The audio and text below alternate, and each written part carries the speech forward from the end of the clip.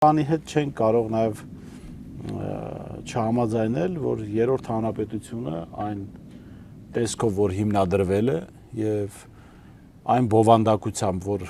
եղել է 30 տարիների մեծ մասի ընթացքում, իրեն սպառել էր եւ մեծ իմաստով այդ միտքը նաև հանրային եթերում ասացի անարդարության եւ անբարոյականություն ասեմ քաղաքական անբարոյականություն, որ շատերը վիրավորվում են դրանից, այդ եթերում էլ եղա, բայց մարդիկ հասկանան ինչի մասն եք խոսում։ Հիմա ինչ էր երրորդ հանրապետությունը որպես այդպեսին, հա, որը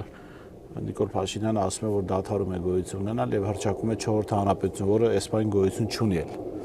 Խնդրեմ պարոն Մակարյան, երրորդ հանրապետության բանաձևը տանք։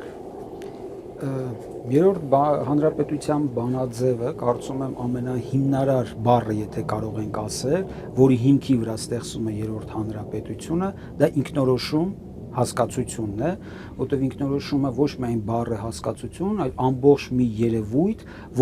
որը հենց ինքը ծնեղում է երրորդ հանրապետություն երևույթ։